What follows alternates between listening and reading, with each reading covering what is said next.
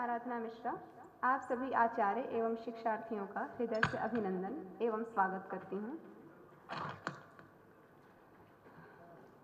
काशी हिंदू विश्वविद्यालय भारत अध्ययन केंद्र में आयोजित 12 दिवसीय अंशकालिक पाठ्यक्रम का यह उद्घाटन सत्र है, जिसका विषय है स्वानुशासन तथा स्वजागरूकता के लिए योग।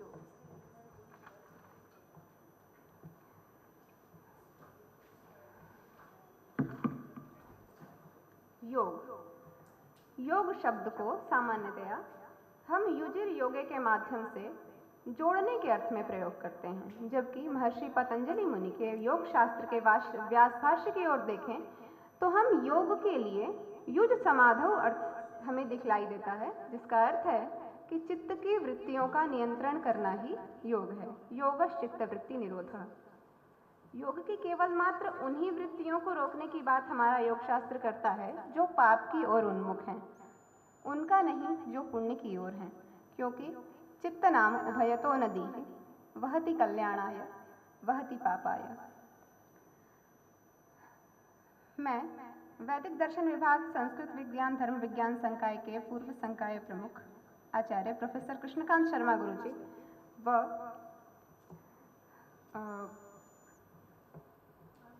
भारत अध्ययन केंद्र के समन्वयक तथा संस्कृत विभाग के आचार्य प्रोफेसर सदाशिव कुमार द्विवेदी गुरुजी, आचार्य विजय शंकर शुक्ल गुरुजी को आमंत्रित करती हूँ कि विश्वविद्यालय के संस्थापक महामना मालवीय जी की प्रतिमा पर माल्यार्पण व दीप प्रज्वलन कर कार्यक्रम की को हम आगे बढ़ें।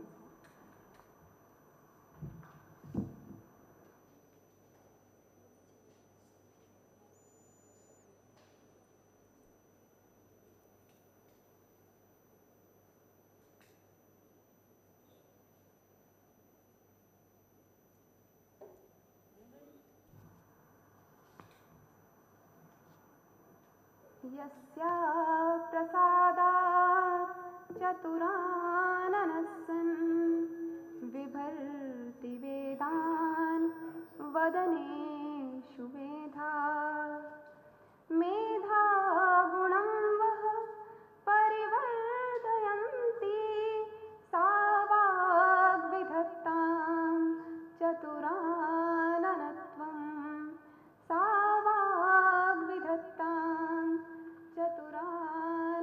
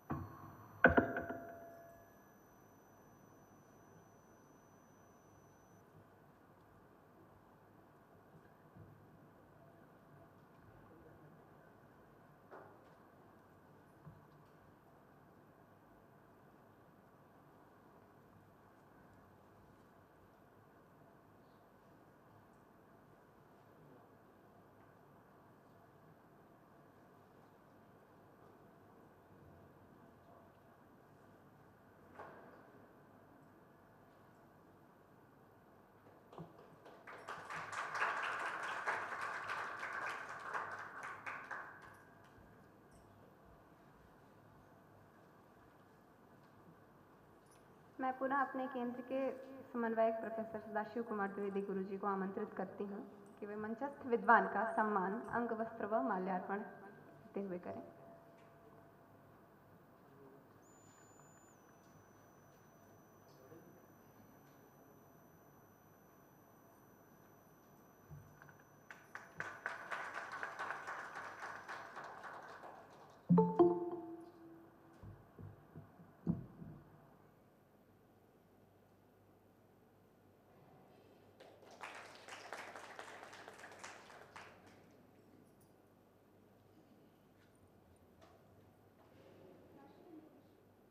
काशी हिंदू विश्वविद्यालय भारत अध्ययन केंद्र में आयोजित इस 12 दिवसीय अंशकालिक पाठ्यक्रम के इस उद्घाटन सत्र में मैं केंद्र के समन्वयक गुरुजी को पुनः आमंत्रित करती हूँ कि वे कार्यशाला के प्रारूप के विषय में हम सभी को अवगत कराएं।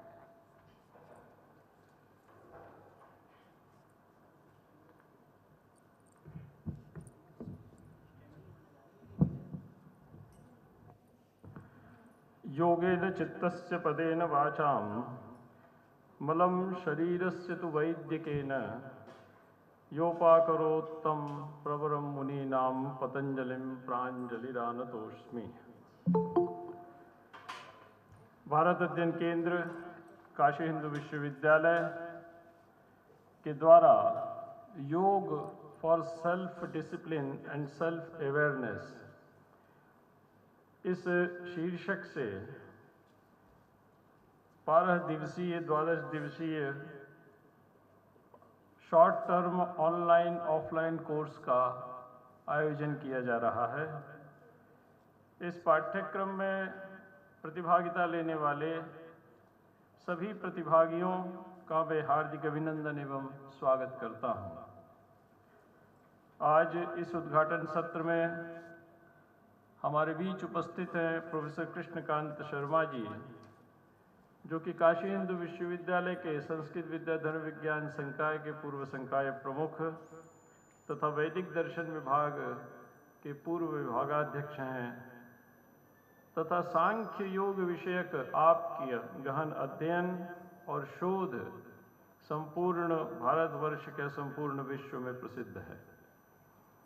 आचार्य प्रोफेसर कृष्णकांत शर्मा जी का वे सभागार में उपस्थित समस्त प्रतिभागियों की तरफ से इस कार्यशाला में ऑनलाइन रूप से जुड़े हुए समस्त प्रतिभागियों की तरफ से हार्दिक अभिनंदन एवं स्वागत करता हूं।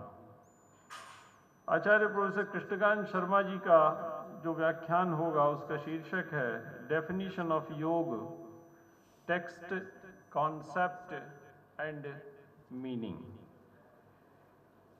जहां तक प्रश्न इस कार्यशाला का है, इसमें प्रतिदिन 2 सत्र आयोजित किए जाएंगे 1-1 घंटे के।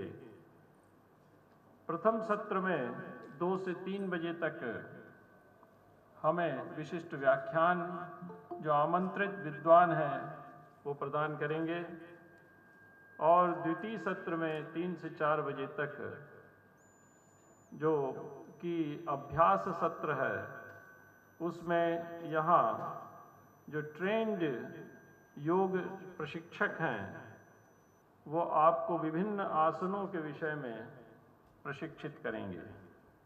इस प्रकार से यह कार्यशाला या यह संपूर्ण पाठ्यक्रम online offline course, short term course न केवल व्याख्यान की दृष्टि से समृद्ध है अपितु अभ्यास की दृष्टि से भी समृद्ध है। सिद्धांत और अभ्यास ये दोनों ही पक्ष आपके सम्मुख विभिन्न विद्वानों के द्वारा प्रस्तुत किए जाएंगे। महामना पंडित मदन मोहन मालवीय जी के इस परिसर में योग विद्या तथा श्रीमद् भगवद गीता यह इस विश्वविद्यालय की स्थापना से ही प्रतिष्ठित है। महामना पंडित मदन मोहन मालवीय जी का जो स्थान मालवीय भवन पुण्यतीर्थ माना जाता है, उसमें विगत 100 वर्षों से श्रीमद् भगवद गीता का रविवासरीय गीता प्रवचन का क्रम निरंतर चलता चला आ रहा है और उसी के साथ योग विद्या से संबंधित पाठ्यक्रम भारत अध्ययन केंद्र और मालवीय भवन इनमें निरंतर चलते चले आ रहे हैं। यह काशी हिंदू विश्वविद्यालय की समृद्धि है। आज की परिस्थिति में योग विद्या का सर्वाधिक महत्व है, क्योंकि जीवन के संघर्ष बढ़ते चले जा रहे हैं। जीवन को सुखमय बनाने के लिए, स्थिर बनाने के लिए, सफल बनाने के लिए हमारे पास जो सर्वोत्तम साधन है वो है योग विद्या। और इस प्रकार के विशिष्ट पाठ्यक्रमों के माध्यम से योग विद्या का प्रचार प्रसार जनमानस तक हो सके, यह भारत अध्ययन केंद्र का महत्वपूर्ण उद्देश्य है। मैं हमारे वर्तमान कुलपति आदरणीय प्रोफेसर सुधीर जैन जी को भी हृदय से साधुवाद प्रदान करता हूं कि उन्होंने यह विशिष्ट पाठ्यक्रम भारत अध्ययन केंद्र की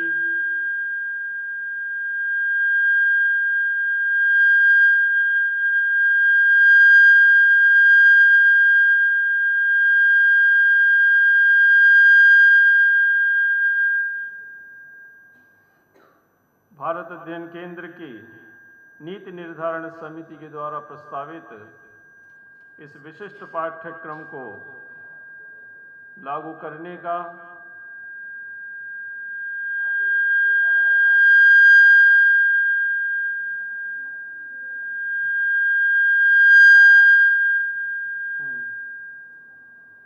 की स्वीकृति प्रदान की और आज यह पाठ्यक्रम आधिकारिक रूप से आप सभी के लिए उद्घाटित हो रहा है। जहां तक प्रश्न इस पाठ्यक्रम में प्रतिभागिता लेने वाले सदस्यों की है, मैं बताना चाहूँगा कि इस पाठ्यक्रम में काशी हिंदू विश्वविद्यालय के विभिन्न संकायों से जुड़े हुए विद्यार्थियों ने इस पाठ्यक्रम में विशेषकर प्रतिभागिता प्राप्त की है और इसके अतिरिक्त देश के अनेक हिस्सों से जो प्रतिभागी हैं वो इससे ऑनलाइन रूप में जुड़े हुए हैं। उसमें विशेषकर उत्तर प्रदेश, गुजरात, वेस्ट बंगाल, मध्य प्रदेश, हिमाचल प्रदेश, इसके अतिरिक्त आपका छत्तीसगढ़, महाराष्ट्र और उत्तर प्रदेश के अनेक जिलों से बुलंदशहर, मिर्जापुर, सहारनपुर, जौनपुर, गोंडा, गाजीपुर से अनेक विद्यार्थी और अनेक जिज्ञासु अध्येता जो कि योग विद्या से परिचित होना चाहते हैं वो इससे जुड़े हुए हैं। यह हमारी सफलता है कि आपने हमारे इस पाठ्यक्रम में विशेष रुचि दिखाई और इससे लाभान्वित होने का निर्णय लिया। काशी हिंदू विश्वविद्यालय के अनेक संकायों के विद्यार्थी, अनेक छात्रावासों के विद्यार्थी और यहाँ तक कि आयुर्वेद संकाय, इंस्टीट्यूट ऑफ मेडिकल साइंस के विद्यार्थी, विधि संकाय के विद्यार्थी और प्राध्यापक भी इस कार्यशाला में ऑनलाइन ऑफलाइन रूप से जुड़े हुए हैं। यह भी इसकी समृद्धि है। जो व्याख्यान सत्र हैं, उन व्याख्यान सत्रों में आज का जो व्याख्यान है वो डेफिनेशन ऑफ योग, टेक्स्ट, कॉन्सेप्ट एंड मीनिंग, इसके अतिरिक्त ऑब्जेक्टिव्स ऑफ योग, योग के क्या उद्देश्य हैं, योग विद्या हम क्यों सीखें, इस पर प्रकाश डाला जाएगा द्वितीय व्याख्यान में। तृतीय व्याख्यान जनरल एनाटॉमी से जुड़ा हुआ है क्योंकि हमें अपने शरीर की संरचना से भी परिचित होना चाहिए। यह व्याख्यान प्रस्तुत करेंगे professor JPN Mishra, farmer professor and dean, school of life sciences, central university of Gujarat, Gandhinagar. और इन्हीं का द्वितीय व्याख्यान भी होगा योगिक एनाटॉमी, 25 एलिमेंट्स, पंचकोश और षडचक्र। यदि हम अपने शरीर की संरचना और उसके महत्व से परिचित होंगे तो उसके संरक्षण के विषय में, संरक्षण के प्रति हमारी विशेष जागरूकता रहेगी। अष्टांग योग, यम, नियमासन, प्राणायाम, प्रत्याहार, ध्यान, समाधि, इस पर प्रकाश डालेंगे प्रोफेसर शशिकांत द्विवेदी जी, काशी हिंदू विश्वविद्यालय के। यौगिक आसन, कल्चरल एंड मेडिटेटिव पोजेस, इस पर विशिष्ट व्याख्यान होगा डॉक्टर योगेश कुमार भट्ट जी का। जो डॉक्टर भट्ट के 3 व्याख्यान इसमें निश्चित हैं। यौगिक आसनास, कल्चरल एंड मेडिटेटिव पोजेस, यौगिक आसनास, षटकर्म और यौगिक प्राणायाम एंड प्रत्याहार, इस पर आप प्रकाश डालेंगे। धारणा, ध्यान और समाधि, ये जो अष्टांग योग का आभ्यंतर पक्ष है, उस पर डॉक्टर दिव्य प्रभा जी हमारे बीच उपस्थित होकर आपको संबोधित करेंगी। प्रेक्षा मेडिटेशन पे 2 सत्र डॉक्टर गीता योगेश भट्ट जी के होंगे जो कि इस संपूर्ण कार्यशाला की संयोजिका हैं। और अंत में यौगिक डाइट एंड लाइफस्टाइल, दिनचर्या, रतिचर्या, ऋतुचर्या और षड्वृत्त। हमारी प्रतिदिन की दिनचर्या यदि ठीक रहती है, आहार और विहार, युक्ताहार विहारस्य युक्त चेष्टस्य कर्मसु युक्त स्वप्नावबोधस्य योगो भवति दुःखः। योग आपसे भी कुछ अपेक्षाएं करता है, यदि उन अपेक्षाओं को आप पूरा करते हैं तो योग विद्या निश्चित ही हर स्थिति में आपको स्वस्थ, प्रसन्न और सुखमय जीवन जीने का मार्ग प्रशस्त करेगी। इन्हीं शब्दों के साथ पुनः समस्त प्रतिभागियों, देश के विभिन्न भागों से जुड़े प्रतिभागियों का मैं काशी हिंदू विश्वविद्यालय, भारत अध्ययन केंद्र की तरफ से हृदय से स्वागत करता हूं और आज मंच पर उपस्थित आचार्य प्रोफेसर कृष्णकांत शर्मा जी का इस सभागार में उपस्थित इंदिरा गांधी राष्ट्रीय कला केंद्र के पूर्व निदेशक प्रोफेसर विजय शंकर शुक्ल जी का, हमारे सेंटर के centre visit fellows professor doctor Gyanendra Narayan Rai ji का, जया कुमारी जी का, इन सबका मैं हार्दिक अभिनंदन एवं स्वागत करते हुए प्रोफेसर शर्मा जी के व्याख्यान के लिए उन्हें आमंत्रित करता हूं।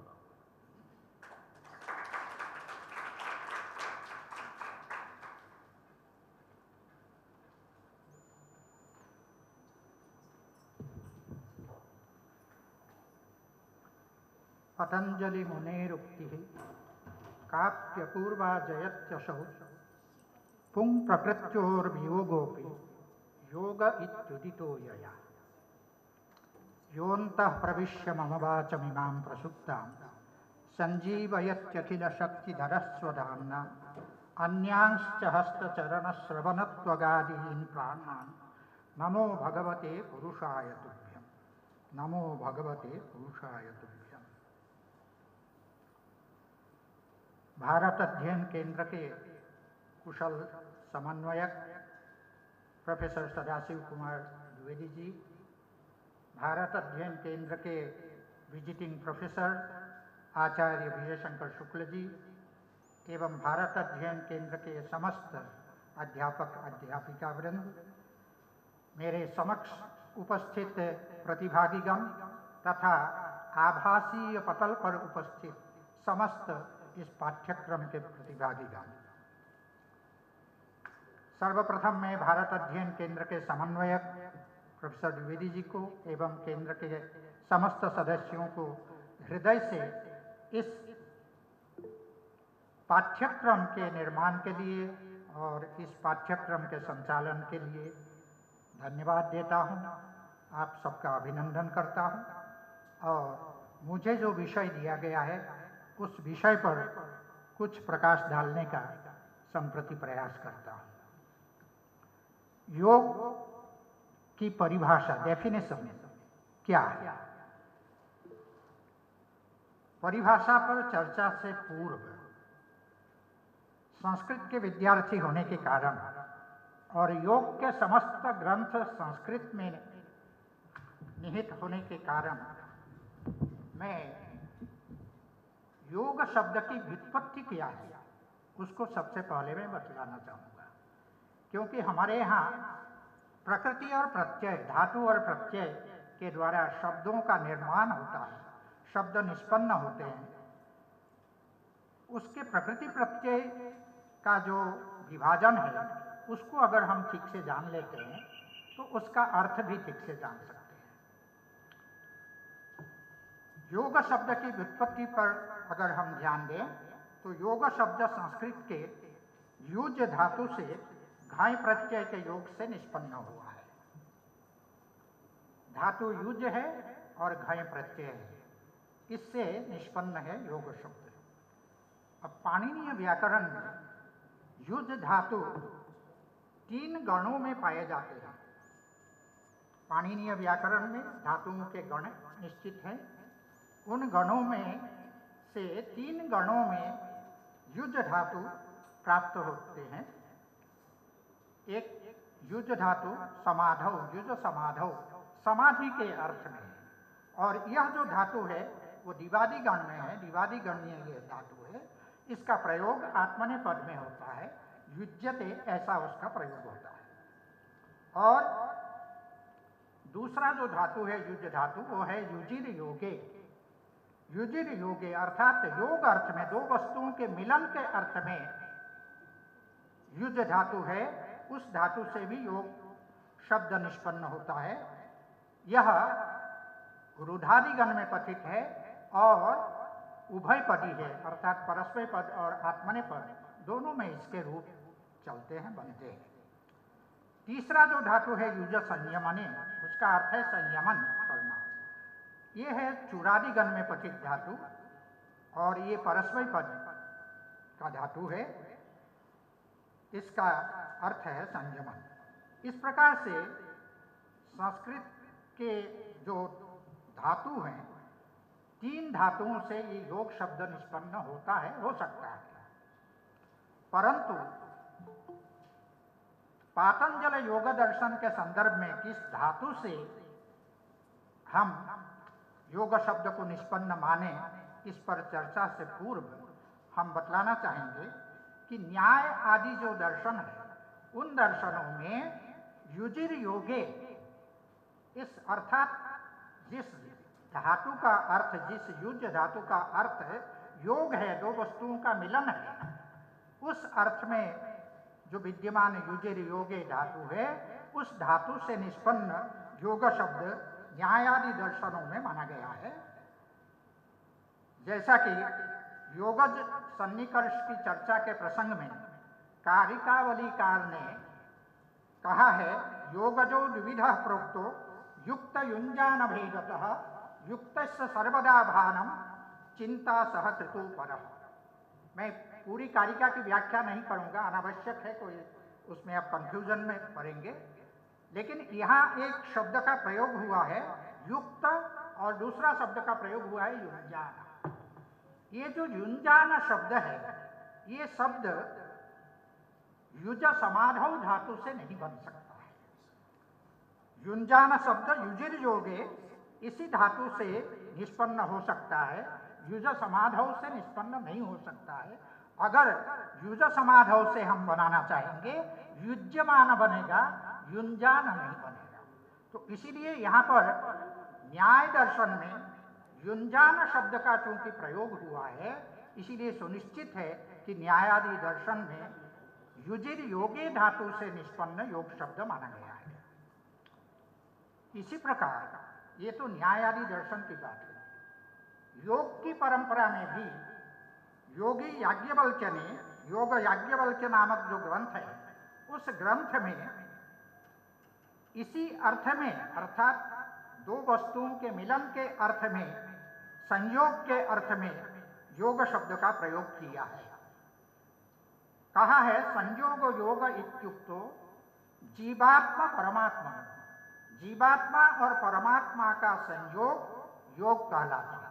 तो ये जो दो वस्तुओं का संयोग, जीवात्मा और परमात्मा का संयोग, ये संयोग के अर्थ में योग शब्द का प्रयोग चूंकि योगी याज्ञवल्क्य ने किया है, इसीलिए यहाँ पर जो योग शब्द है वो युजिर योगे इसी धातु से निष्पन्न हमको मानना होगा। अभी अभी मैंने प्रारंभ में मंगलाचरण के रूप में जो कहा था, वो भोजदेव का वह वचन है, पतंजलि मुनेरुक्ति काप्यपूर्वा जयत्यसो। महर्षि पतंजलि की वह एक विलक्षण जो उक्ति है, वचन है, उसकी जय हो। वो कैसी उक्ति है? पुंग प्रकृत्योर वियोगोपि योग इत्युदितो जया। पुरुष और प्रकृति के वियोग को जिसने योग कहा है, देखिए योग के बिल्कुल विपरीत वियोग होता है, लेकिन उस वियोग को, किसके वियोग को? पुरुष और प्रकृति, आत्मा और बुद्धि के जो वियोग है, उस वियोग को उसमें योग कहा है। इसीलिए ये विलक्षण उक्ति है, विलक्षण वचन है पतंजलि मुनि की। इस प्रकार भोजदेव ने कहा है, तो वहां पर भी ये वियोग को योग कहा है कह करके एक और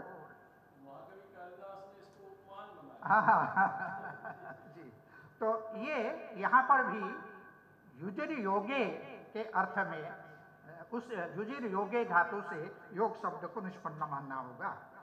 तो पातंजल योग दर्शन में जो योग शब्द प्रयुक्त हुआ है, उसे हमको युज समाधौ से निष्पन्न मानना होगा, क्योंकि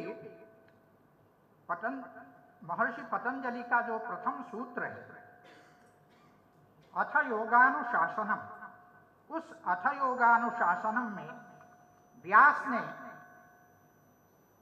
सर्वप्रथम योग शब्द का यहाँ जो प्रयोग हुआ, अथ योगानुशासनम में योगस्य अनुशासनम योगानुशासनम, उसमें योग शब्द की व्याख्या करते हुए व्यास ने कहा है योग समाधि।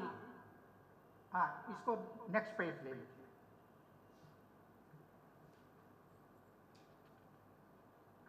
हाँ,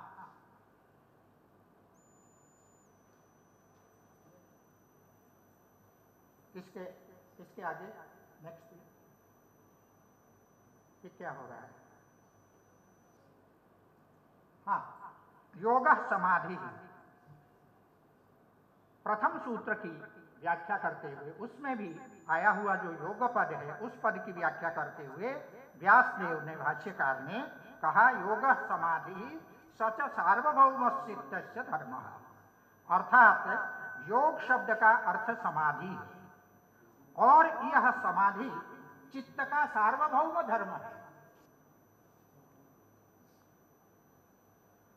यहां पर जो भाष्यकार ने कहा कि योग समाधि, योग का अर्थ समाधि और वह चित्त का सार्वभौम माने समस्त भूमियों में होने वाला धर्म है, ऐसा उन्होंने कहा।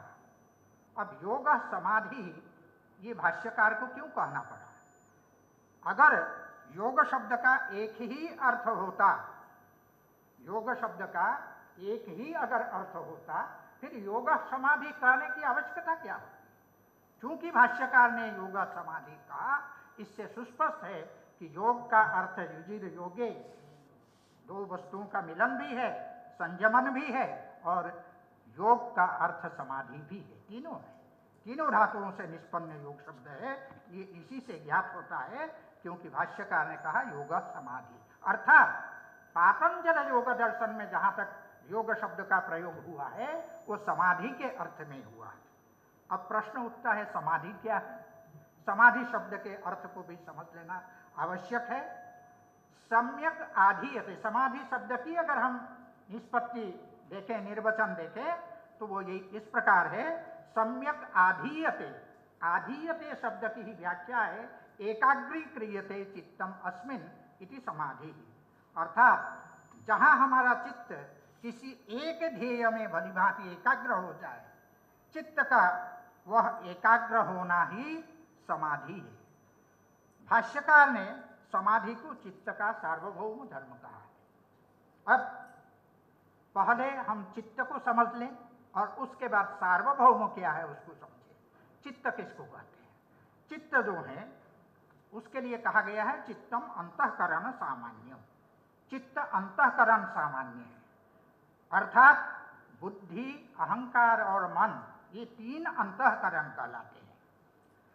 तो ये जो तीन अंतःकरण है, ये तीन अंतःकरण का एक सामान्य नाम चित्त है, अर्थात चित्त अगर कहेंगे उससे बुद्धि, अहंकार और मन इन तीनों का बोध होगा, तो इन तीनों का यह सामान्य नाम चित्त है। नेक्स्ट, इसको चेंज करने वाले कोई हैं?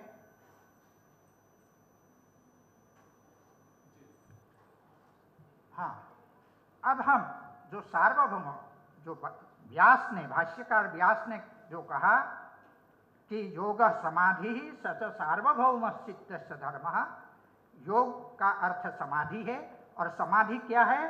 चित्त का सार्वभौम धर्म है। तो सार्वभौम चित्त क्या है उसको हमने समझ लिया कि अंतःकरण सामान्य अर्थात बुद्धि, अहंकार और मन, इन तीन का एक सामान्य नाम चित्त है। और सार्वभौम क्या है उसको हम समझ लें, सर्वासु भूमिषु भवः सार्वभौम, सभी भूमियों में होने वाला। भूमि, भूमि शब्द का जो प्रयोग हुआ है वो अवस्था विशेष के लिए, चित्त का अवस्था विशेष चित्त की भूमि कहलाती है। इस प्रकार चित्त की सभी भूमियों में, सभी अवस्थाओं में होने वाला जो धर्म है वो समाधि कहलाता है। इस प्रकार व्यास ने योग शब्द की व्याख्या करते हुए प्रथम सूत्र में ये बात कही है। अब प्रश्न उठता है चित्त की वे भूमियां क्या है, वो अवस्थाएं क्या है? इसका उत्तर देते हुए भाष्यकार कहते हैं क्षिप्तम मूढ़म विक्षिप्तम एकाग्रम निरुद्धम चेति चित्त भूमय। ये लाइट बंद कर देंगे कि उससे थोड़ा ज्यादा साफ हो। हाँ, इसको भी बंद कर दें। हाँ बस ठीक है। हाँ, क्षिप्तम मूढ़म विक्षिप्तम एकाग्रम निरुद्धम चेति चित्त भूमय। क्षिप्त, मूढ़, विक्षिप्त, एकाग्र और निरुद्ध, ये पांच जो हैं चित्त की भूमियां हैं, चित्त की अवस्थाएं हैं। अब प्रश्न उठता है चित्त तो वस्तुतः क्या है? एक है, अर्थात बुद्धि, अहंकार, मन, इन तीनों का एक समुदित नाम चित्त है। और उनकी ये भिन्न भिन्न अवस्थाएं क्यों? इसके पीछे क्या कारण है? तो इन अवस्थाओं का कारण सत्व, रजस और तमस, ये तीनों गुण हैं। इन गुणों का यह स्वभाव है कि इनमें निरंतर संघर्ष चलता रहता है। जिस प्रकार, एक उदाहरण देकर के हम समझ सकते हैं उसको, कि जिस प्रकार अखाड़े में एक पहलवान कभी दूसरे पहलवान पर हावी हो जाता है और कभी खुद उससे दब जाता है, ठीक उसी प्रकार कभी सत्वगुण प्रबल होकर रजोगुण और तमोगुण को अभिभूत कर देता है, दबा देता है। Next page. और कभी रजोगुण या तमोगुण के प्रबल हो जाने पर स्वयं सत्वगुण उनसे अभिभूत हो जाता है। तो ये गुणों में परस्पर अभिभाव्य अभिभावक भाव संबंध होता है, गुणों में परस्पर संघर्ष के कारण। और इसी गुणों के जो संघर्ष है, इसी संघर्ष के कारण त्रिगुणात्मक चित्त की ये 5 अवस्थाएं होती हैं, जिन्हें हम चित्त की भूमिया कहते हैं, अर्थात चित्त की अवस्था विशेष है। आप इस चीज को जान लीजिए, सांख्य और योग दोनों ही दर्शन का यह सिद्धांत है कि आत्मा को छोड़ करके, सांख्य में उसको पुरुष शब्द से भी कहा गया है, पुरुष या आत्मा को छोड़ करके संसार के समस्त पदार्थ त्रिगुणात्मक है। तो चित्त भी उसके अंतर्गत है, तो इसीलिए चित्त भी त्रिगुणात्मक है। तो जब चित्त त्रिगुणात्मक है, तीनों गुणों का प्रभाव चित्त पर अवश्य होगा। अतः चित्त की अवस्थाओं को समझने के लिए हमें जो 3 गुण हैं, उन 3 गुणों के जो स्वरूप है, उसको समझना आवश्यक है। गुणों के स्वरूप का वर्णन सांख्य दर्शन में विशेष रूप से प्राप्त होता है। और आप ये भी जान लें कि सांख्य दर्शन और योग दर्शन दोनों को समान तंत्र कहा गया है। तंत्र शब्द का अर्थ शास्त्र है, दोनों समान शास्त्र है, समान सिद्धांत के कारण दोनों समान तंत्र है, समान दर्शन है। अतः सांख्य दर्शन के अनुसार इन 3 गुणों के स्वरूप को हम जान लें। तो सत्वगुण का स्वरूप क्या है? सत्वगुण सुख स्वरूप होता है। हमको जो सुख की अनुभूति होती है, वो सत्वगुण की प्रबलता के कारण, और लघु एवं प्रकाशक होता है, अर्थात सत्वगुण की प्रबलता के कारण ही हमें सुख की अनुभूति होती है। शरीर में जो हल्कापन होता है, उत्साह होता है, वो किसके कारण? ये सत्वगुण के कारण। और सत्वगुण के कारण ही विषयों का प्रकाशन अर्थात ज्ञान भी होता है।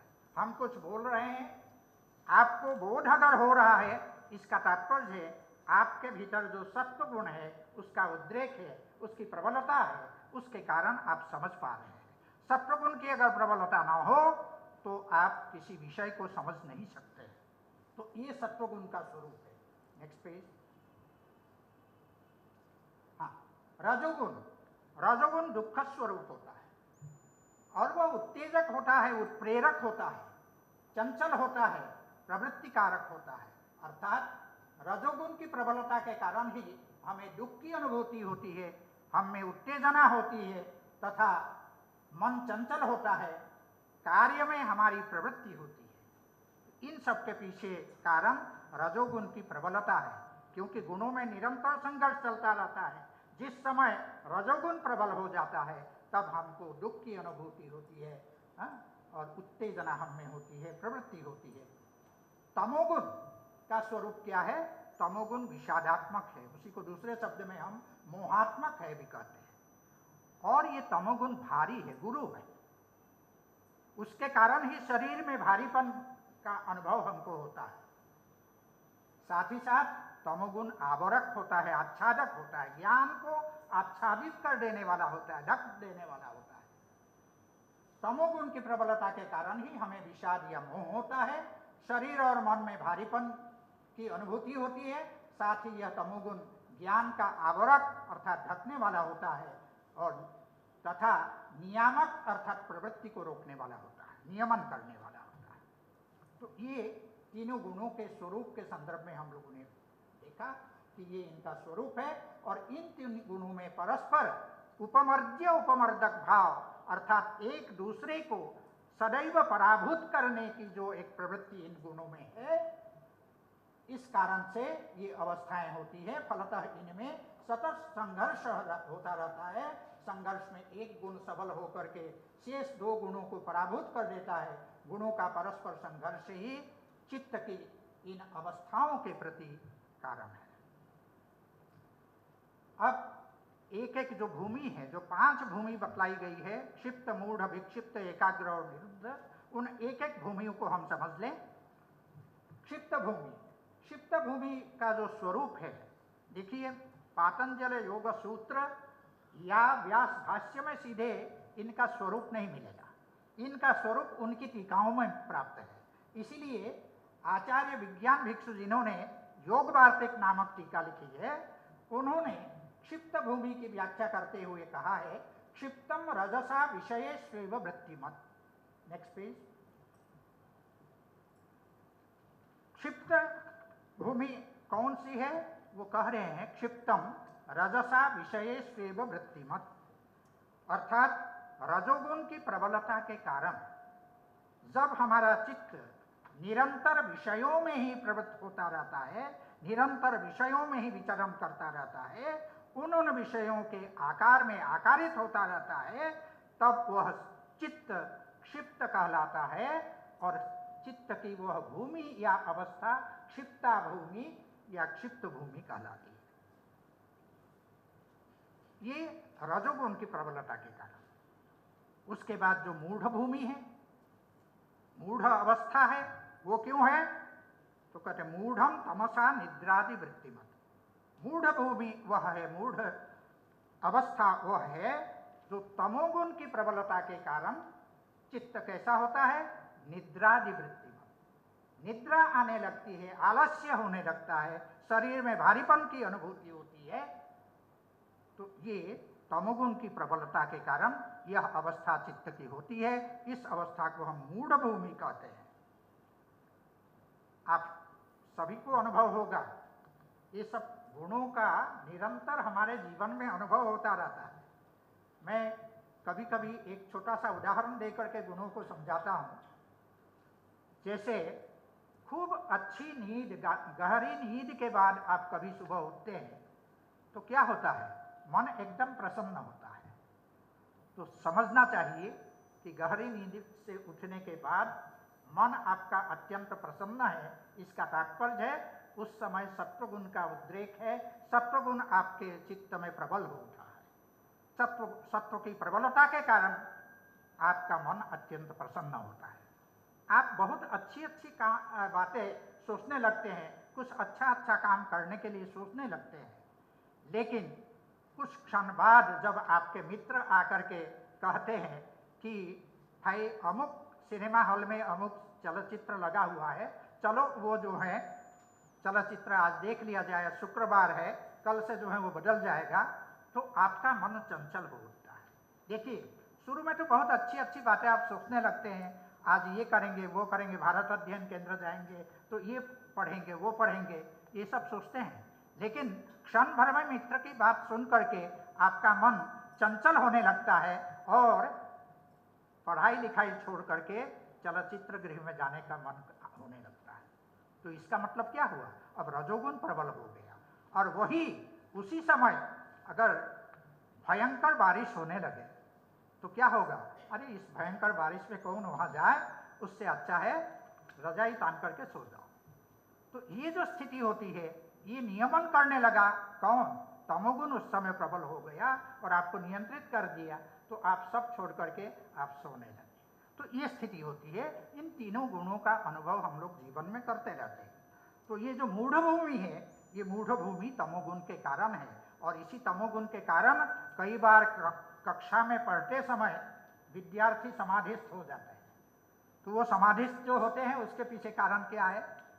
भद्र भाषा में हम समाधिस्थ होते हैं कहते हैं, तो उसका कारण क्या है? तमोगुण है। उसके कारण आपके शरीर में, मन में भारीपन की अनुभूति होती है, आलस्य होता है, निद्रा आने लगती है। तो ये है तमोगुण के कारण। तो ये है मूढ़ भूमि चित्त की। विक्षिप्त भूमि क्या है? विक्षिप्त भूमि की व्याख्या करते हुए विज्ञान भिक्षु ने कहा है, क्षिप्तात् विशिष्टम विक्षिप्तम सत्वाधिक्येन समादधदपि चित्तम रजोमात्रया अंतरा अंतरा विषयांतर वृत्तिमत। देखिए, क्षिप्तम में एक बी लगा हुआ है, तो ये जो बी है वो विशिष्ट अर्थ को बतलाता है। तो इसीलिए कहा क्षिप्तात् विशिष्टम विक्षिप्तम। क्षिप्त भूमि से यह भूमि विशिष्ट भूमि है। क्या वैशिष्ट्य क्या है उसमें? सत्व की अधिकता, सत्व गुण की प्रबलता, यही उसका वैशिष्ट्य है, जिसके कारण नेक्स्ट पेज, जिसके कारण चित्त कुछ समय तक, सत्व गुण की प्रबलता के कारण कुछ समय तक चित्त एकाग्र होता है, किसी एक विषय में लगता है, परंतु बीच बीच में रजोगुण के कारण पुनः अन्य विषय के आकार में चित्त आकारित होने लगता है, अन्यत्र विचरण करने लगता है। तो ये है विक्षिप्त भूमि। एकाग्र भूमि कौन सी है? तो चित्त की एकाग्र भूमि की व्याख्या करते हुए विज्ञान भिक्षु ने कहा है, एकस्मिन् एव विषये अग्रम शिखाजस्य चित्तदीपस्य इत्येकाग्रम निवातस्थ दीपवत्। अर्थात चित्त की वह भूमि एकाग्र भूमि कहलाती है जहां चित्त किसी एक ध्येय में स्थिर हो जाता है। इसकी एक उपमा देते हुए योग वार्तिककार कहते हैं कि जिस प्रकार वायु के प्रकोप से रहित स्थान पर रखा हुआ एक दीपक है, उस दीपक की जो लौ, उसकी जो शिखा है, किसी एक बिंदु पर स्थिर होती है, ठीक उसी प्रकार से जब हमारा चित्त किसी एक ध्येय में स्थिर हो जाए, चित्त की वह जो भूमि है, वह जो अवस्था है, एकाग्र अवस्था है, एकाग्र भूमि है, और इसी एकाग्र भूमि में संप्रज्ञात योग सिद्ध होता है। निरुद्ध भूमि, निरुद्ध भूमि की व्याख्या करते हुए विज्ञान भिक्षु कहते हैं, नेक्स्ट पेज, निरुद्धम च निरुद्ध सकल वृत्तिकम संस्कार मात्र शेषम। निरुद्ध भूमि वो है जो जिसमें समस्त वृत्तियों का निरोध हो जाता है। उसमें क्या रह जाता है? वृत्तियों का संस्कार मात्र शेष रह जाता है। तो उस भूमि को कहते हैं निरुद्ध भूमि, जिसमें समस्त वृत्तियों का निरोध हो जाता है।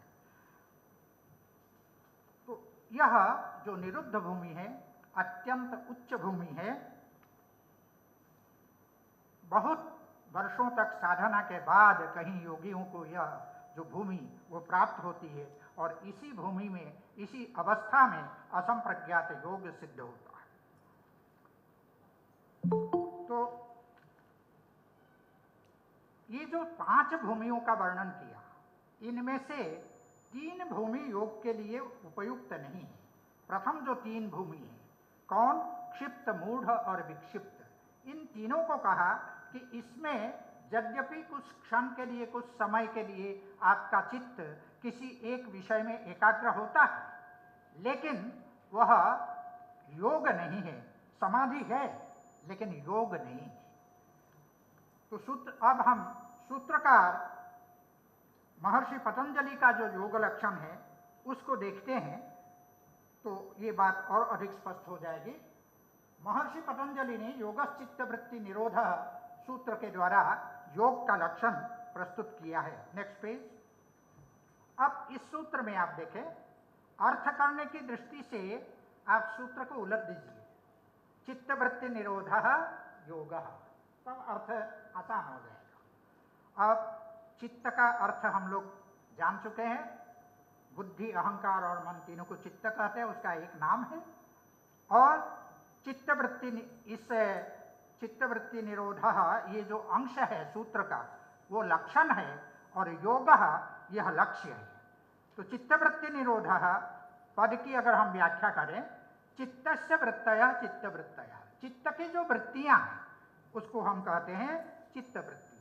और तासाम निरोध, तासाम अर्थात वृत्ति नाम, चित्त की उन वृत्तियों का जो निरोध है उसको कहते हैं चित्तवृत्ति निरोध। अर्थात चित्त की वृत्तियों का निरोध योग है, ये अर्थ सामान्यतः है। अब चित्त की चर्चा हम कर चुके हैं कि चित्त अंतःकरण सामान्य है, बुद्धि, अहंकार और मन है, इनका एक सामान्य नाम है। वृत्ति क्या है उसको हम समझ लें। वृत्ति है वर्तते अनया इति वृत्ति। नेक्स्ट पेज देखिए, चित्त प्रतिक्षण परिणमनशील है। गुणों के कारण जो हमारा चित्त है प्रतिक्षण उसमें परिणाम होता है, कुछ बदलता रहता है। आप देखते हैं अभी जैसे आप यहाँ बैठे हुए हैं, हम जो कुछ कह रहे हैं वो आप सुन रहे हैं, और उन शब्दों का जो अर्थ है उसके आकार में आपका चित्त अगर आकारित हो रहा है, वैसा आकार अगर आपका चित्त ले रहा है तब आपको समझ में आ रहा है, और नहीं ले रहा है तब तो नहीं आ रहा है। ये भी स्थिति होती है। और इसी क्षण मैं अगर आपको कह दूं कि विश्वनाथ गली, तो पूरी विश्वनाथ गली आपके सामने दिखाई पड़ने लगती है। बैठे यहाँ हैं लेकिन पूरी विश्वनाथ गली आपके चित्त में अंकित हो जाती है। उसका संस्कार है आपके भीतर, है ना। तो चित्त वो आकार ले लेता है, उस गली का, उस चाकचिक्य का पूरा आकार ले लेता है। तो इस प्रकार जिस जिस स्थिति या रूप में चित्त रहता है, परिणत होता रहता है, वह स्थिति और वह रूप, वह परिणाम चित्त की वृत्ति कहलाती है। एक मिनट, इसके पहले वाला पेज निकालिए, एक पेज ज्यादा आगे चला गया। हाँ ठीक है, चित्त की वृत्ति। चित्त की विषयाकाराकारितता माने विषय के आकार में, वस्तु के आकार में आकारित होना। अभी जैसे मैंने विश्वनाथ गली का नाम लिया और पूरे विश्वनाथ गली आपके भीतर अंकित हो गई, दिखाई आपको पड़ने लगी, तो वो क्या है? आपके चित्त ने विश्वनाथ गली का आकार ले लिया। आप भगवान विश्वनाथ जी का मंदिर है हमारे विश्वविद्यालय में, बहुत सुंदर मूर्ति है भगवान विश्वनाथ जी के ऊपर ध्यानावस्थित अवस्था में। आप एक क्षण आपका चित्त वहां अगर जाता है तो पूरी प्रतिमा आपको सामने जैसे दिख रही है, ऐसा लगता है ना। तो ये है चित्त का आकार लेना, वस्तु के, विषय के आकार में आकारित होना। इसी को कहते हैं चित्त की विषयाकाराकारितता। यही है चित्त की वृत्ति, इसी को हम चित्त की वृत्ति कहते हैं। अर्थात भिन्न भिन्न वस्तुओं के आकार में आकार लेना ही चित्त की वृत्ति है। चित्त चूंकि प्रतिक्षण परिणमनशील है, अनेक रूपों में वह परिणत होता रहता है, अतः चित्त की वृत्तियां भी अनंत है। परंतु जो सत्व आदि ये तीनों गुण हैं, सत्व, रजस और तमस, इन गुणों के प्राधान्य के आधार पर वृत्तियों का विभाजन 3 श्रेणियों में किया जा सकता है। कैसे? सत्वगुण जिसमें प्रधान हो उसको कहेंगे सात्विकी वृत्ति। सात्विकी वृत्तियां, राजसी वृत्तियां अर्थात जिनमें रजोगुण प्रधान हो, रजोगुण की प्रबलता हो। तामसी वृत्तियां जिनमें तमोगुण की प्रबलता हो, तमोगुण की प्रधानता हो। इस प्रकार सात्विकी वृत्ति, राजसी वृत्ति और तामसी वृत्ति भेद से गुणों के आधार पर हम चित्त की वृत्तियों के 3 विभाजन कर सकते हैं। ज्ञान के स्वरूप भेद के आधार पर पुनः इन वृत्तियों का विभाजन 5 प्रकार में किया गया है। प्रमाण, विपर्यय, विकल्प, निद्रा, स्मृति। इन 5 वृत्तियों में ही अनंत वृत्तियों का समावेश हो जाता है। इसीलिए आगे चल करके महर्षि पतंजलि ने प्रमाण, विपर्यय, विकल्प, निद्रा, स्मृति इस सूत्र में 5 वृत्तियों का वर्णन किया है। आज का चूंकि वो विषय नहीं है इसीलिए मैं उस पर चर्चा नहीं करूंगा। Next page. अब चित्त हुआ, चित्त की वृत्ति हुई, अब वृत्ति निरोध है। वृत्ति निरोध का तात्पर्य क्या है? तासाम निरोधः, तासाम माने तासाम वृत्ति नाम निरोधः, उन वृत्तियों का निरोध। किस रूप में निरोध? तो कहते बहिर्मुखतया परिणति विच्छेदा। चित्त बार बार जो बाहर विषय है, बाहरी जितने विषय है, बहिर्मुखी है चित्त, और उसका जो बहिर्मुखी होकर के भिन्न भिन्न परिणाम चित्त का हो रहा है, उनका जब विच्छेद हो जाए, विच्छेद होने के बाद चित्त किधर लौटेगा? अंतर्मुखतया, अंतर्मुख होगा, चित्त की और चित्त की वृत्तियां लौटेंगी। तो प्रतिलोम परिणामेन, ये प्रतिलोम परिणाम, उलटाना, ये प्रतिलोम परिणाम हुआ। उस प्रतिलोम परिणामेन स्वकारणे लयः, स्वकारण वृत्तियों का कारण कौन है? चित्त है। तो उस चित्त में वृत्तियों का लय होना, उसी का नाम निरोधः, लयो योगः, निरोध इत्याख्यायते, ये राजमार्तंड वृत्ति में ये कहा गया है। उन वृत्तियों का लय होना, निरोध होना, उसी को योग कहा गया है। ये है निरोध। अब जो हमने कहा कि सत्वगुण, रजोगुण और तमोगुण के आधार पर 3 भागों में हम वृत्तियों का विभाजन कर सकते हैं। अब उनकी दृष्टि से हम देखें कि केवल जो सात्विकी वृत्ति, केवल जो राजसी वृत्ति, केवल जो तामसी वृत्ति, उनका निरोध योग नहीं है। अर्थात केवल सात्विकी वृत्ति का निरोध हुआ, केवल राजसी वृत्ति का निरोध हुआ या केवल तामसी वृत्तियों का निरोध हुआ तो उसको हम योग कहें? कह के नहीं, वो योग नहीं है, क्योंकि इसमें राजसी और तामसी वृत्तियां बनी रह जाती है, इसीलिए इसको हम योग नहीं कह सकते। दूसरी स्थिति जो है वो क्या है? सात्विकी प्लस राजसी और सात्विकी प्लस तामसी जो वृत्तियां हैं, इनका निरोध भी योग नहीं है, क्योंकि इनमें भी क्या है? राजसी और तामसी वृत्तियों में से कोई ना कोई एक वृत्ति रह जाती है। इस कारण से वो हमको दुख और हमारे चित्त में अज्ञान बना रहता है। इसीलिए कैवल्य की प्राप्ति इससे संभव नहीं है, इसीलिए इसको योग नहीं कहा जा सकता है। राजसी और तामसी वृत्तियों का जो निरोध है उसको अवश्य ही योग माना गया है और उसी को संप्रज्ञात योग कहा गया है, जिसमें तामसी वृत्ति और राजसी वृत्तियों का निरोध हो, सात्विकी वृत्ति बनी रहती है। उस अवस्था में संप्रज्ञात योग सिद्ध होता है। तो इसीलिए राजसी तामसी वृत्तियों का जो निरोध है उसको अवश्य हम योग कहते हैं। क्यों? क्योंकि इस अवस्था में कैवल्य की ओर हम अग्रसर होते हैं, इसीलिए यह योग है। यह विशेष रूप से नेक्स्ट पेज, यह विशेष रूप से ध्यान देने की बात है कि चित्त वृत्ति निरोध का जो फल है, उद्देश्य है, वो क्या है? वो है मोक्ष, कैवल्य। जैसा कि सूत्रकार स्वयं ही कहते हैं, तदा द्रष्टु स्वरूपे अवस्था। योग जब सिद्ध होता है उससे क्या होता है? कहते हैं तदा द्रष्टु स्वरूपे अवस्थान। तब जो दृष्टा है, आत्मा है, पुरुष है, वो अपने स्वरूप में अवस्थित हो जाता है। सामान्य स्थिति में, संसार अवस्था में पुरुष उस स्थिति में अवस्थित होते हुए भी अवस्थित होता हुआ नहीं प्रतीत होता है। क्योंकि देखिए, हम कहते हैं मैं सुखी हूं, मैं दुखी हूं। क्या सुख और दुख आत्मा का धर्म है? नहीं है, ये बुद्धि का धर्म है, लेकिन उसको हम ओढ़े हुए हैं। तो परिणामतः हम क्या है? हम सुखी है, हम दुखी है, ये कह रहे हैं। तो जब इस प्रकार दूसरे के धर्म को हम ओढ़े हुए हैं, इस स्थिति से जब ऊपर उठ जाते हैं, इसी को कहा गया है कि मुक्तिर्हित्वान्यथा भावम स्वरूपेण व्यवस्थित। ये जो अन्यथा भाव है, आत्मा सुखी नहीं है, दुखी नहीं है, ये जो अन्यथा भाव हम हमेशा ओढ़े हुए हैं, अहम सुखी अहम दुखी हम कह रहे हैं, इस अन्यथा भाव को छोड़ करके स्वरूपेण व्यवस्थिति, अपने स्वरूप में अवस्थित होना। उस आत्मा का स्वरूप क्या है? चिन्ह मात्र चैतन्य, चैतन्यम पुरुषस्य स्वरूपम। आत्मा का स्वरूप चेतन होना है, केवल अपने चिन्ह मात्र स्वरूप में अवस्थित हो जाता है। उसी को क्या कहते हैं? वही है इस योग का फल, योग का प्रयोजन, योग का मुख्य उद्देश्य। तो इसीलिए तदा द्रष्टु स्वरूपे अवस्थानम कहा है। इसीलिए वही चित्तवृत्ति निरोध योग है जो कैवल्य के प्रति कारण हो। सात्विकी, राजसी और तामसी वृत्तियों का जो निरोध है, जहाँ समस्त वृत्तियों का निरोध हो जाता है, वो तो योग है ही।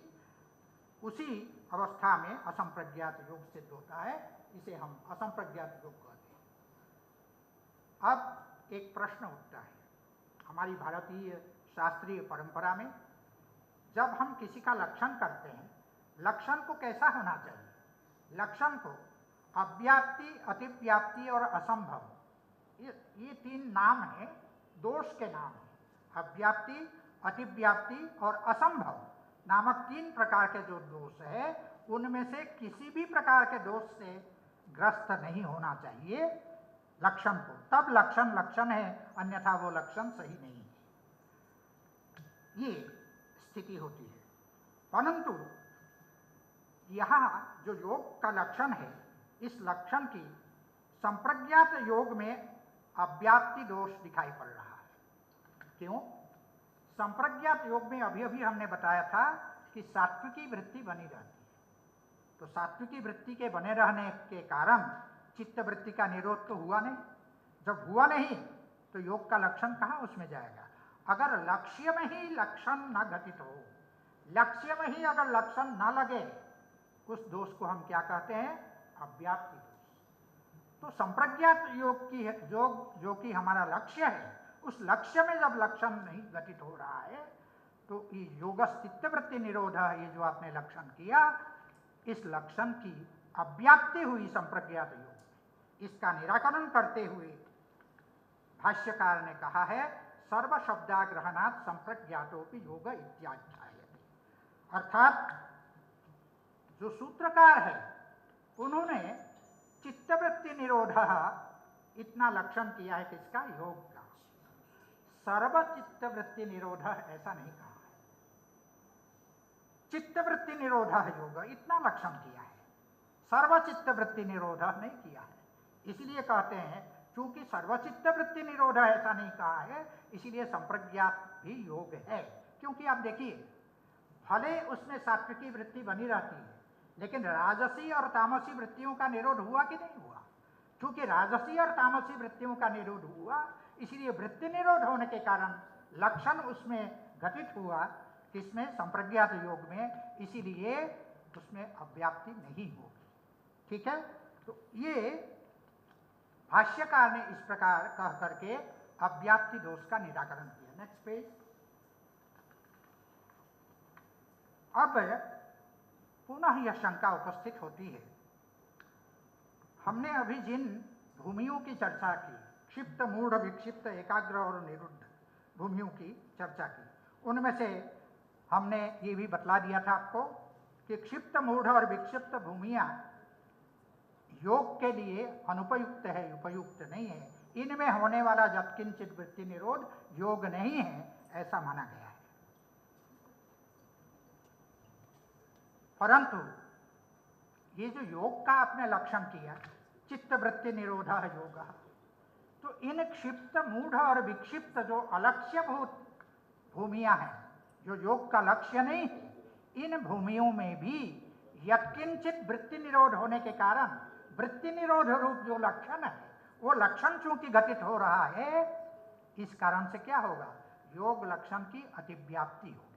अगर अलक्ष्य में लक्षण चला जाता है, लक्ष्य में रहते हुए अलक्ष्य में अगर लक्षण चला जाता है, उसको हम अतिव्याप्ति दोष कहते हैं। तो ये अतिव्याप्ति रूप दोष इसमें लग जाएगा, क्योंकि क्षिप्त और मूढ़ और विक्षिप्त भूमियों में भी यत्किंचित वृत्ति निरोध होता है।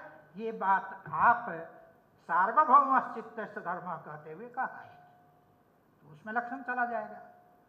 अब इस अतिव्याप्ति दोष के निवारण के लिए भाष्यकार ने तो कुछ नहीं कहा, लेकिन दो व्याख्याकारों ने, प्रमुख व्याख्याकारों ने, आचार्य वाचस्पति मिश्र और आचार्य विज्ञान भिक्षु, उन्होंने जिसको कहते निष्कृष्ट योग लक्षण, निर्दुष्ट योग लक्षण अर्थात दोष रहित योग लक्षण प्रस्तुत किया। वो योग लक्षण क्या है? आचार्य वाचस्पति मिश्र ने कहा क्लेश कर्मादि परिपंथी चित्तवृत्ति निरोधो योग। देखिए, चित्तवृत्ति निरोध योग, ये जो सूत्रकार ने कहा, सूत्रकार सूत्र रूप में कुछ कह जाते हैं, तात्पर्य बाकी लोगों को समझना पड़ता है। ना समझे तो सूत्र के अर्थ का अनर्थ हो जाएगा। महर्षि पाणिनि ने इको अनचि करके सूत्र लिखा कि अच पर में अगर हो, इक के स्थान पर, माने ईगु रीलरी के स्थान पर क्या होता है? यण, यवर अल होता है। जैसे प्रतिधन एकम प्रत्येकम होता है, ये होता है। लेकिन वही जब हम क्या कहते हैं, दीर्घ संधि जहां आती है, ठीक है, ई के बाद अगर ई आवे, तो ई के बाद जो ई है वो भी स्वर है कि नहीं, अच है कि नहीं? ई के बाद अगर स्वर आता है, हरि प्लस ईशः हरीशः बनता है, दीर्घ होता है। यहाँ पर वो जो ई है अच है कि नहीं, इक के बाद अच है, ऐसी स्थिति में वहाँ क्या होना चाहिए, वहाँ भी अण होना चाहिए, लेकिन नहीं। सूत्रकार का आशय इससे नहीं है, क्योंकि आगे आने वाला जो सूत्र है उसको भी देखो, अका सवर्ण दीर्घ, अगर सवर्ण अच होगा तब फिर दीर्घ होगा, यण नहीं होगा। ये पाणिनि जी का आशय उस ढंग से समझना पड़ता है। इसी प्रकार की शैली विज्ञान भिक्षु ने यहाँ पर अपनाई है, उसकी चर्चा अब हम बाद में करते हैं। तो यहाँ पहले आचार्य वाचस्पति मिश्र ने इसका लक्षण किया कि हर वृत्ति निरोध योग नहीं है, वही चित्त वृत्ति निरोध योग है जो क्लेश कर्म आदि परिपंथी, क्लेश कर्म आदि का परिपंथी हो। क्लेश अविद्या, अस्मिता, राग, द्वेष और अभिनिवेश, 5 प्रकार के क्लेशों का वर्णन किया गया है। ये क्लेश शुभ अशुभ कर्म है और उनके फल तथा वासनाओं के जो परिपंथी हो, विरोधी हो, ऐसा चित्तवृत्ति निरोध योग है, हर चित्तवृत्ति निरोध योग नहीं है। तो इन 3 भूमियों में, क्षिप्त, मूढ़ और विक्षिप्त भूमि में होने वाला जो यत्किंचित वृत्ति निरोध है, वृत्ति निरोध तो है लेकिन वो योग नहीं है। क्यों? क्योंकि वह वृत्ति निरोध क्लेश कर्मादि के परिपंथी नहीं है, विरोधी नहीं है। उससे अविद्यादि क्लेश रुकते नहीं हैं, उससे शुभाशुभ कर्म नष्ट नहीं होते हैं। तो ये स्थिति है। तो इसीलिए वही चित्त वृत्ति निरोध योग है जो वृत्ति निरोध क्लेश कर्मादि के परिपंथी हो, विरोधी हो। ये आचार्य वाचस्पति मिश्र का लक्षण है, दोष रहित योग लक्षण है। आचार्य विज्ञान भिक्षु ने बिल्कुल सूत्रों के ही आधार पर, अभी जो पाणिनीय सूत्र का मैंने उदाहरण दिया, उसी प्रकार से उसी के आधार पर दोष रहित योग लक्षण प्रस्तुत किया। वो योग लक्षण क्या है? तदा दृष्टु, आगे ये सूत्र है, तदा दृष्टु स्वरूपे अवस्थानम, ये जो आगे आने वाला सूत्र है उस सूत्र के सहित योग लक्षण को जोड़ करके दोष रहित योग लक्षण इस प्रकार बनाया। क्या है? दृष्टि स्वरूप अवस्थिति हेतु चित्त वृत्ति निरोधो योग, अर्थात वही चित्त वृत्ति निरोध योग है जो दृष्टा अर्थात जो आत्मा पुरुष है उसके अपने स्वरूप में अवस्थिति के प्रति, अवस्थान के प्रति जो हेतु हो, कारण हो, वही चित्तवृत्ति निरोध योग है, हर चित्तवृत्ति निरोध योग नहीं। तो ये जो क्षिप्त, मूढ़ और विक्षिप्त भूमि में होने वाला जो यत्किंचित वृत्ति निरोध है, वो यत्किंचित वृत्ति निरोध है पुरुष के अपने स्वरूप में, चिन्ह मात्र स्वरूप में अवस्थिति के प्रति वो हेतु नहीं है, कारण नहीं है। इस कारण से योग का लक्षण क्षिप्त, मूढ़, विक्षिप्त अवस्था में नहीं जाएगा। तो ये हुआ आचार्य विज्ञान भिक्षु के अनुसार निर्दोष, दोष रहित ये योग लक्षण।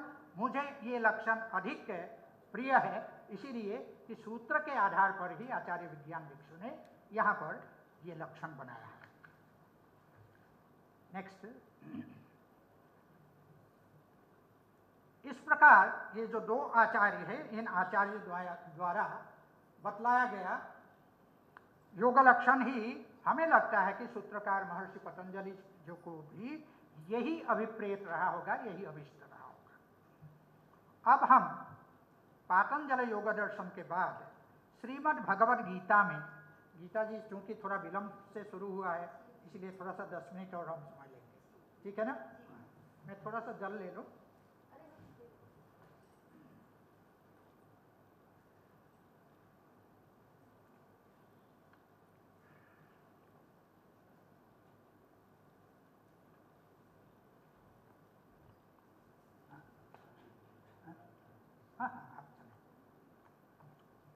हाँ, देखिए, श्रीमद् भगवद गीता को भी योग शास्त्र कहा गया है, क्योंकि श्रीमद् भगवद गीता के प्रत्येक अध्याय की जो पुष्पिका है, पुष्पिका माने प्रत्येक अध्याय के अंत में जो एक वाक्य है, इति श्रीमद् भगवद गीतासु उपनिषत्सु योग शास्त्रे श्री कृष्ण अर्जुन संवादे अर्जुन विषाद योगो नाम प्रथमोध्याय, जैसे ये आया।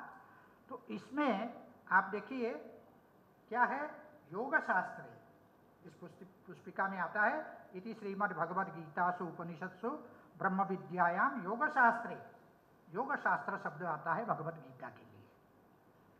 इसीलिए भगवत गीता भी योग शास्त्र है और प्रत्येक अध्याय का नाम भी एक एक योग कहलाता है।